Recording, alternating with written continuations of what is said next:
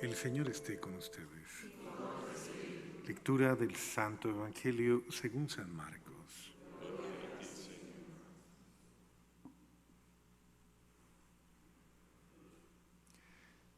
En aquel tiempo se apareció Jesús a los 11 y les dijo: vayan por todo el mundo y prediquen el Evangelio a toda criatura.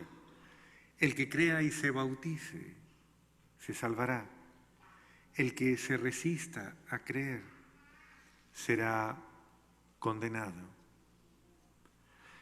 Estos son los milagros que acompañarán a los que hayan creído. Arrojarán demonios en mi nombre, hablarán lenguas nuevas, cogerán serpientes en sus manos, y si beben un veneno mortal no les hará daño. Impondrán las manos a los enfermos y estos quedarán sanos. El Señor Jesús, después de hablarles, subió al cielo y está sentado a la derecha de Dios. Ellos fueron y proclamaron el Evangelio por todas partes, y el Señor actuaba con ellos y confirmaba su predicación con los milagros que hacían. Palabra del Señor. Gloria a ti, Señor Jesús.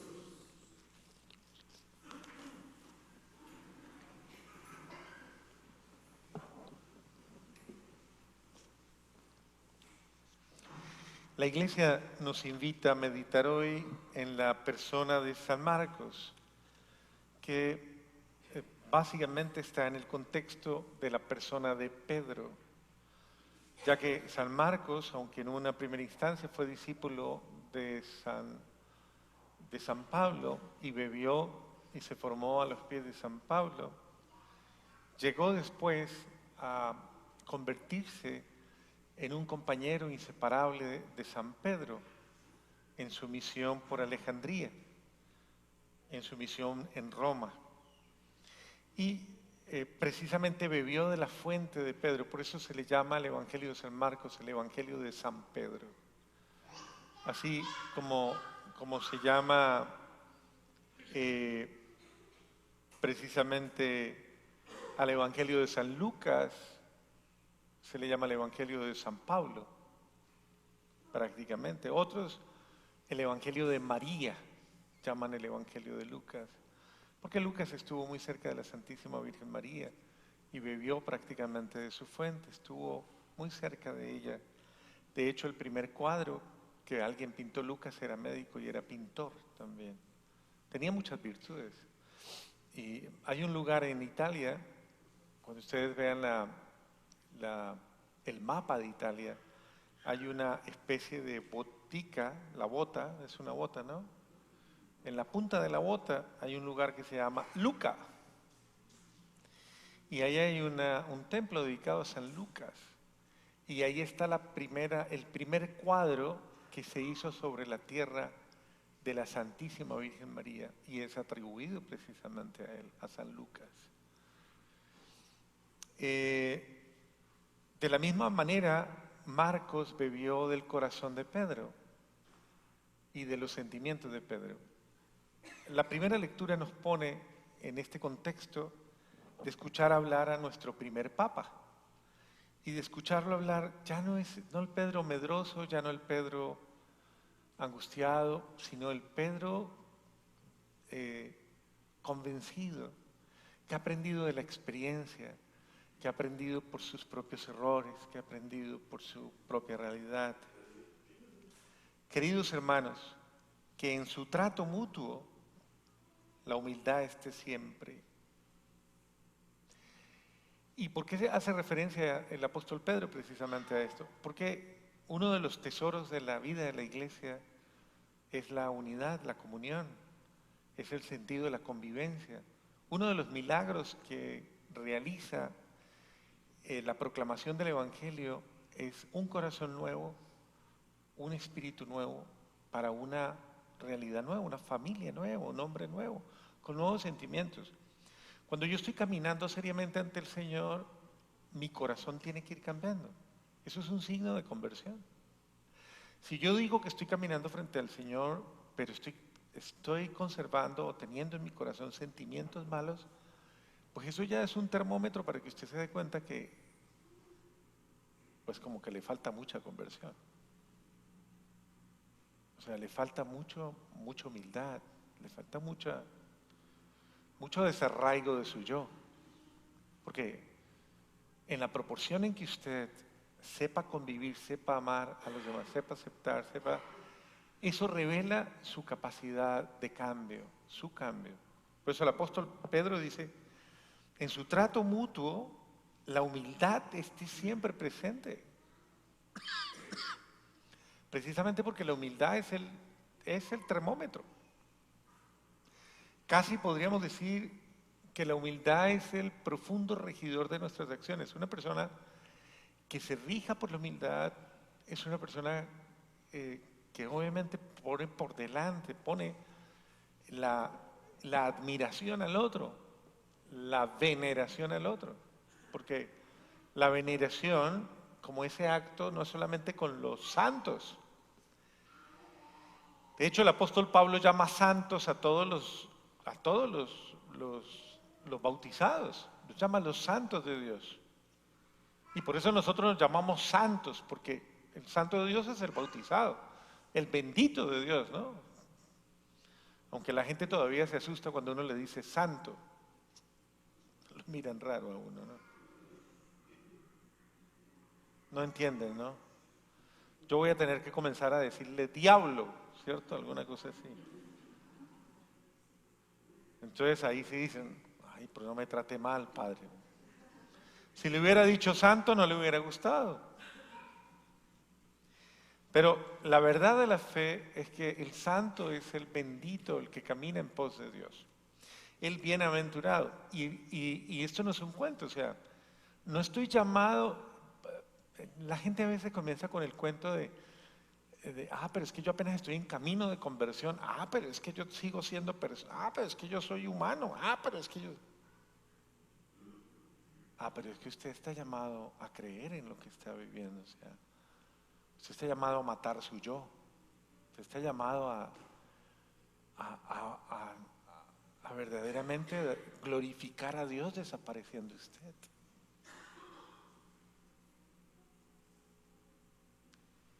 Y en este sentido la humildad me lleva a todos los buenos sentimientos en relación con el respeto, la admiración, la delicadeza, el cariño, la bondad, la cortesía, la misericordia.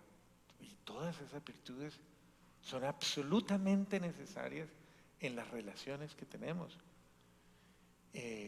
Y desaparecer de nosotros todo sentimiento de hacerle daño a alguien. O sea, no está bien eso, ¿no? Que yo esté, por ejemplo, en la iglesia o que esté y que yo tenga un sentimiento malo en mi corazón con alguien. Eso no está bien, ¿no? Un sentimiento malo, ¿qué es un sentimiento? Un sentimiento que se ha crecido en el corazón, fruto de la soberbia de la carne, dice el apóstol San Juan, la soberbia de la carne, que precisamente es la que pone los peores sentimientos en un corazón humano. Por eso el apóstol Pedro, de una manera muy especial, reviste la humildad, que es lo opuesto a... ¿Qué es la humildad? ¿Lo opuesto a qué? ¿A qué? A la soberbia.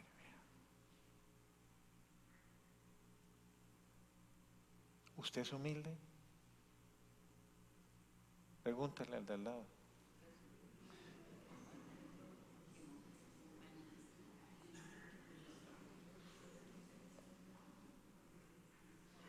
Pregúntele, ¿usted es soberbia? ¿Usted es soberbio? Pregúntele. Bueno, la soberbia de la carne, que es el predominio precisamente de las pasiones, el predominio del yo, el predominio del orgullo, el predominio de las pasiones oscuras. Léanse a San Juan en esa clave, lean mucho a San Juan, sobre todo las cartas de San Juan.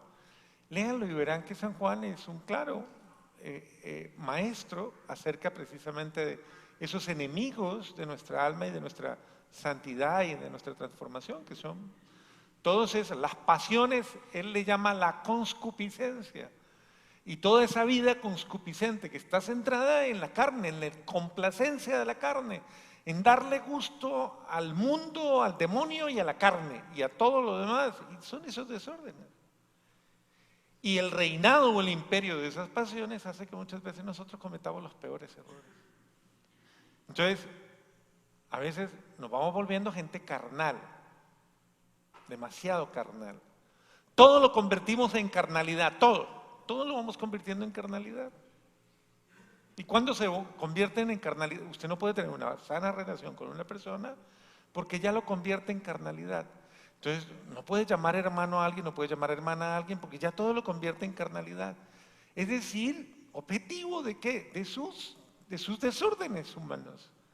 Entonces, a esta persona le voy a orientar mi orgullo, mi soberbia, mi vanidad, mi lujuria, todo tipo de enfermedades, mis egoísmos, eso es la soberbia y el imperio de la carne. Y eso no es lo que Dios quiere. Dios no quiere que vivamos bajo ese flagelo y bajo esa mentira, usándonos, manipulándonos. Y da pesar porque es que parece que estuvieran construidas. La vida matrimonial, por ejemplo, por lo general está construida sobre el imperio de la carne. Las relaciones fraternas, el imperio de la carne. ¿Y cuál es el imperio de la carne? Que es que me tienen que atender, es que me tienen que querer, es que me tienen que consentir, es que me tienen que... Oh, pero Dios mío.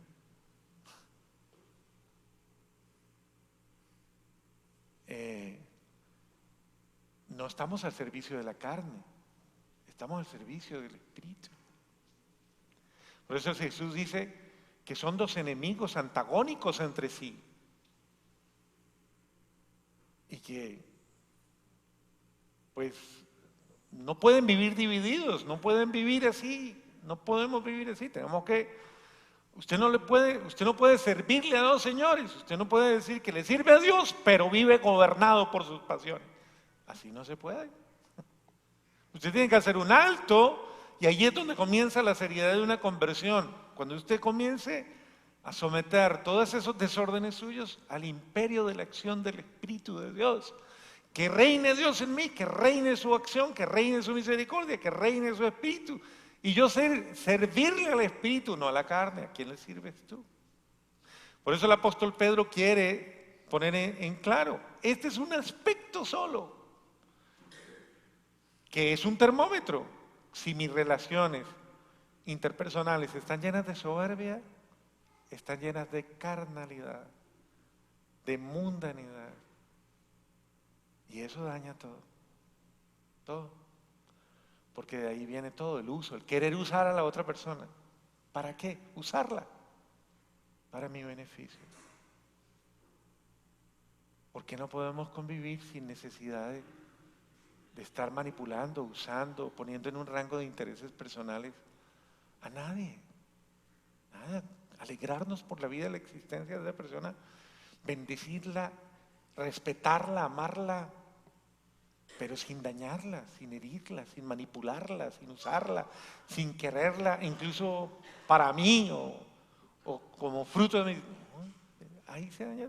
Fruto del pecado vino absolutamente todo ese poco de desórdenes. Que no es amor, eso no es amor, son desórdenes. Entonces, que en su trato mutuo haya la humildad. La humildad que presenta es la acción del Espíritu. Pero acuérdense lo que dice Jesús, a Nicodemo se lo dice, lo que viene de la carne es, y lo que nace del Espíritu es, el hombre carnal no entiende las cosas,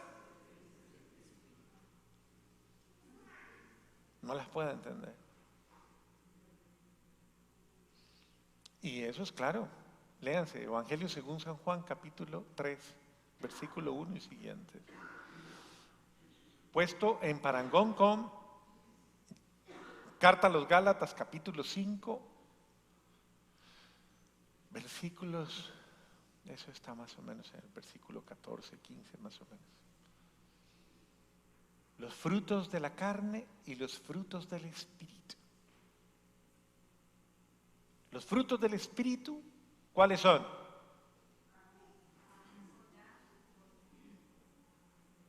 Paz, alegría, humildad, misericordia, paciencia. Los frutos de la carne, ¿cuáles son? Discordias, contiendas, envidias, celos. Muy bien. Pues Dios es enemigo de los soberbios, es decir, ¿de quiénes? De los que son guiados por la carne. No puede llamarse, soy hijo de Dios. Claro que lo soy. Pero en el momento en que le rindo culto al imperio de las bajas pasiones, me estoy declarando hijo del soberbio. ¿Quién es el soberbio por excelencia? ¿Cómo se llama? Okay.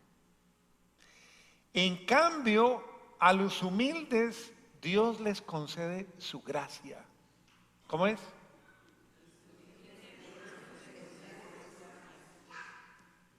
El que es humilde tiene la gracia de Dios, la asistencia de Dios, la vida de Dios. Humíllense pues ante la mano poderosa de Dios, para que Él los levante y encumbre en el momento oportuno. Dejen en sus manos todas sus preocupaciones, pues Él cuida de ustedes. Mire qué ternura la del apóstol Pedro. Dejen en sus manos todas sus preocupaciones. Eso sí, estén alertas. Y no se dejen sorprender porque el enemigo, el diablo, como león rugiente, anda buscando a quien devorar. Dígale al de al lado, cuídese porque se lo quieren devorar, dígale.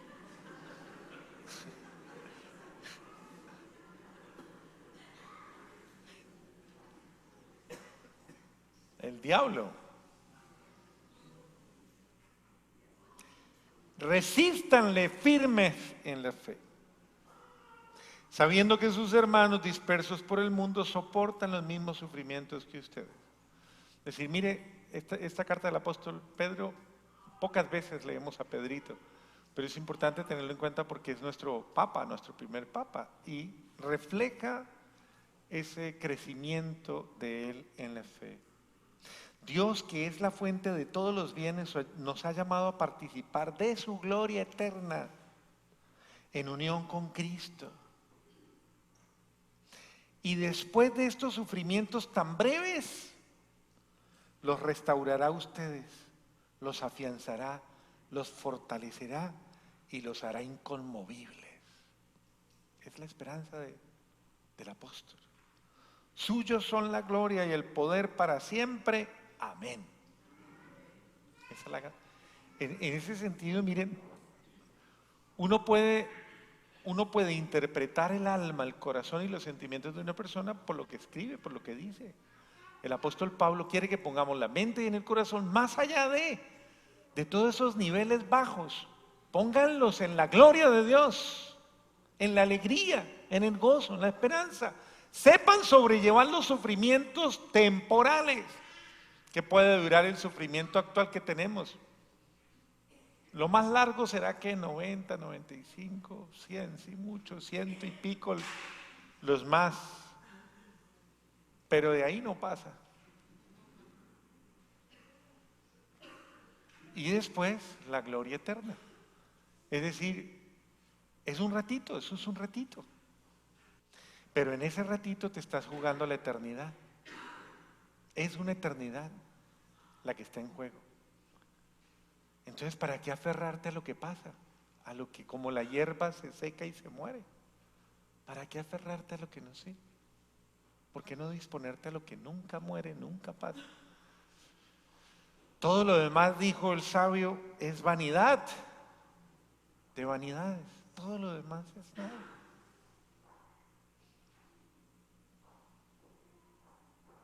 ¿Qué le dejan todas las rabias que ha tenido usted en su vida? Pregúntele al de al lado, ¿qué le dejaron todas las rabias que ha tenido en la vida?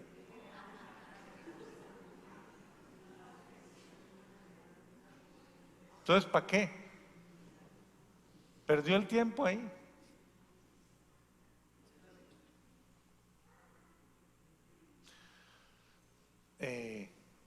¿Cuántas veces uno cae en esa farsa, en ese enredo y se deja confundir? Y por eso hay que aprender precisamente, hay que aprender de lo que el Señor. Mire cómo el Señor, cómo el Evangelio marca y dice, vayan a todo el mundo y prediquen el Evangelio. A quien crea y se bautice, se salvará. Y es duro leer la segunda parte, dice, el que se resista a creer será condenado. Cuando su marido esté como un tití rojo de la piedra de la rabia, o su mujer así, que echa fuego, dígale, no se resista a creer. Crea más bien en el Señor. Es una forma cuando nos dejamos llevar por lo que no es, para caer después en la tristeza y en la vergüenza de habernos dejado llevar por cosas que no valen la pena. Creer es un acto que se concreta en acciones concretas. O sea, el creer no es un sentimiento. La gente dice, ay, yo creo, pero es que yo también soy humano. Ajá. Y con eso arregló todo, pues. Así le dicen a uno a toda hora, el cuentico de que es que yo soy humano. Pues sí, todos somos humanos. No han descubierto nada raro. Aquí no hay ningún extraterrestre, ¿o sí? Todos somos humanos. Pero todos estamos llamados a creer en esta buena nueva. Y esta buena nueva es que Dios nos da la fortaleza. Es Dios el que nos da la gracia, es Dios el que nos capacita. Es Dios el que nos da una vida nueva, un sentimiento nuevo, un espíritu nuevo, una experiencia nueva. El que se entrega es humilde y se deja llenar por Dios y se deja guiar por Dios. Tiene acciones nuevas y puede decir con autoridad, no soy yo, o sea, no yo, Él el que obra en mí, Él el que hace en mí, Él el que me da paz, Él el que me da alegría. ¿Cómo es de lindo escuchar a personas que le han creído a Dios decir cosas tan bonitas como me decía una personita, me decía, después de que tuvo que soportar situaciones muy dolorosas en su vida, situaciones muy duras. Y esa persona me decía, con mucho cariño me decía, Padre, pero tengo la gracia del perdón. Perdoné a las personas que me hicieron, perdoné de corazón, Padre. Yo le creí a Dios y perdoné. Y estoy en paz, Padre, estoy en paz. Qué meritorio es cuando una persona le cree a Dios y hace lo que el Señor le dice. Créale a lo que Dios le invita. Créale al perdón, créale a la misericordia, créale a la justificación. Créale a esto que el Espíritu de Dios dice cuando dice Evangelio según San Mateo, capítulo 5, capítulo 6 y capítulo 7. Al que te pide, dale. Al que te quite la capa, dale también la túnica. Al que te pegue en una, préstale la otra. ¿No, eso no? Eso no. Arrancamos esa página del Evangelio. Sacamos eso. Estaban locos. Parece una cosa, pero el que no responde mal por mal y le cree al bien, como lo hizo el Mahatma Gandhi. ¿Qué hizo el Mahatma Gandhi de diferente, raro? Le creyó al amor, le creyó a Jesús, le creyó a la filosofía, si podemos decirlo de alguna manera así, del amor, le creyó a la mentalidad del amor, le creyó a la mentalidad de la paz. Y dijo, yo no respondo con violencia. Y fue un abanderado de la resistencia, de una resistencia pacífica. Y parecía un loco. Y sin embargo, tras esa mentalidad de no responder mal, en esa resistencia pacífica, derrocó el imperio inglés.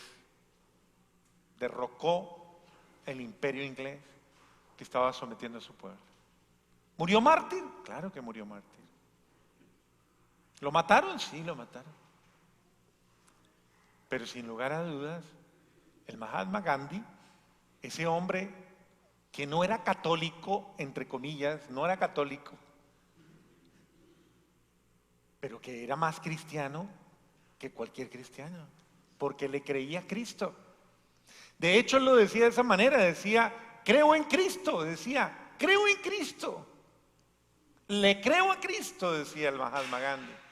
Pero decía una frase muy dura. Decía, no puedo con los cristianos. Huelen mal. Porque el apóstol Pablo decía lo contrario, ¿no? Decía, somos el buen olor de Cristo. Así es que dice, ¿no? El buen olor de Cristo. O sea, mis acciones huelen bien. O sea, esparcen el buen olor de Cristo. ¿Y el buen olor de Cristo qué es? El bien que yo hago, o sea, el bien que es fruto. ¿Y por qué lo hace? ¿Por qué se porta bien? ¿Por qué actúa bien? ¿Por qué lo hace? ¿Por qué ha cambiado? ¿Por qué dejó de chismear? ¿Por qué? Si era tan divertido, dicen algunos. ¿Por qué dejó de criticar? ¿Por qué dejó de ser tan atrevido, tan atrevido, tan agresivo, agresivo? ¿Por qué dejó? ¿Por qué cambió? ¿Por qué se volvió? ¿Por qué lo hace? Porque yo creo. Porque yo le creo al amor de Dios. Porque yo le creo a la verdad de Dios. Que implica una forma nueva de ser, una nueva forma de actuar. Acuérdese, el apóstol Pedro nos está colocando hoy el termómetro del trato entre nosotros. En el trato entre ustedes, sean humildes. Es decir, deje actuar el Espíritu de Dios. En el trato entre ustedes, no sean soberbios. Es decir, aquellos que se dejan llevar por la carne. Amén.